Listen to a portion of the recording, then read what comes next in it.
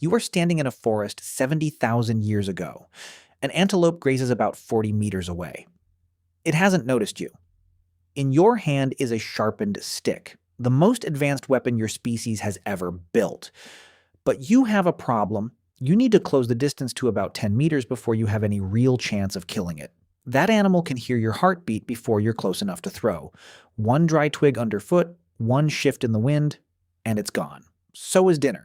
For most of human history, that was the equation. Get close or go hungry. Then, somewhere in Africa, someone solved it with a bent stick and a piece of string. That solution reshaped the future of your entire species. To understand how strange that invention really was, you have to look at what came before it. The oldest confirmed throwing spears on Earth were found at Schöningen in Germany, buried in an ancient lake shore and uncovered in 1994. 8 spears, carved from spruce, balanced perfectly for flight.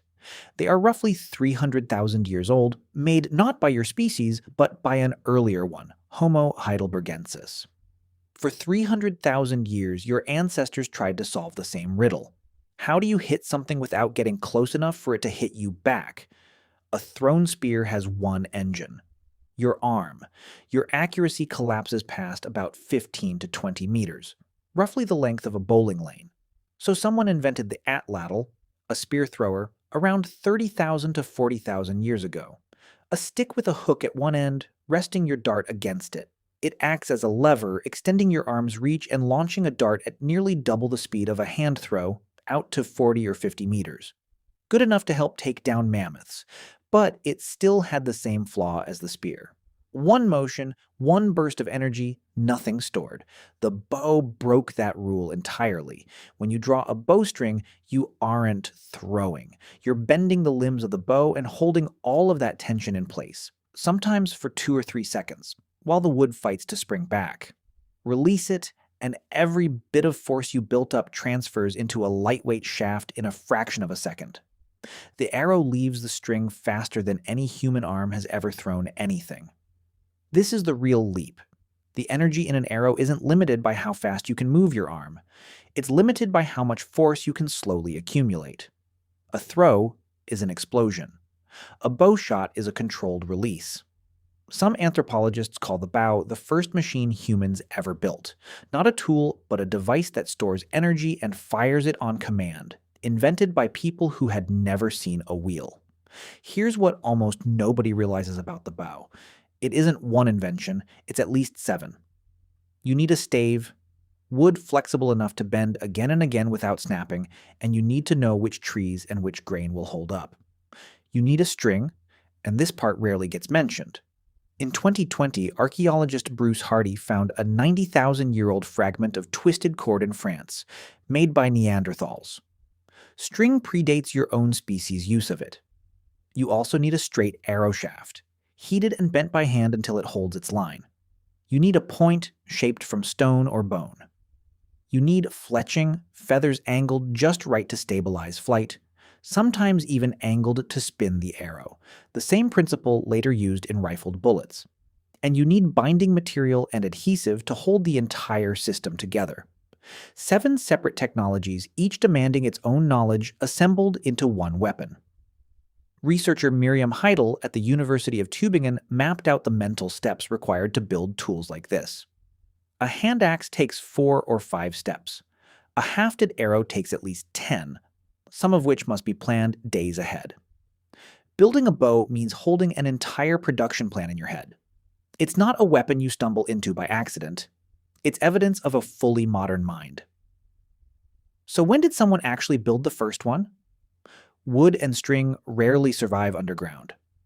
The oldest surviving complete bows are 8,000-year-old elm bows from Denmark, clearly refined, not a first attempt. But arrowheads survive far longer than arrows do. Archaeologist Marlies Lombard studied stone points from the Sibudu Cave in South Africa, measuring their cross-sectional width to distinguish arrow tips from spear tips. The Sibudu points fall firmly into arrow range, showing high-speed impact damage and traces of adhesive. Her conclusion, published in 2010, these are arrowheads, roughly 64,000 years old.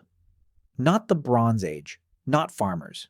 Hunter-gatherers in Africa, tens of thousands of years before your ancestors even reached Europe. And the bow may not have been invented just once. Similar arrow points show up at Mandarin Cave in France around 54,000 years ago, and in Sri Lanka around 48,000 years ago, sites separated by thousands of kilometers. It looks less like one invention spreading and more like different groups, hitting the same cognitive threshold, arriving at the same answer independently.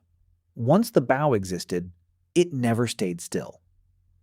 Around 2000 to 3000 BC, nomads on the Central Asian steppe layered horn and sinew around a wooden core, building composite bows short enough to fire from horseback and powerful enough to punch through armor at 300 meters.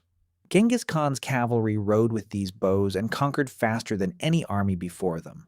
Meanwhile, the English built the longbow, 6 feet of yew with draw weights up to 180 pounds, training their archers from childhood.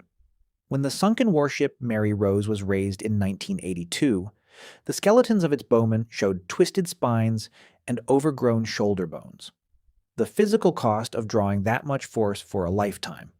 At Agincourt in 1415, roughly 6,000 English archers fired somewhere near 70,000 arrows into the sky within minutes. In China, around the 5th century BC, someone separated the act of drawing from the act of firing entirely and built the crossbow. It required an afternoon of training instead of a decade, which is exactly why the Pope tried to ban it in 1139.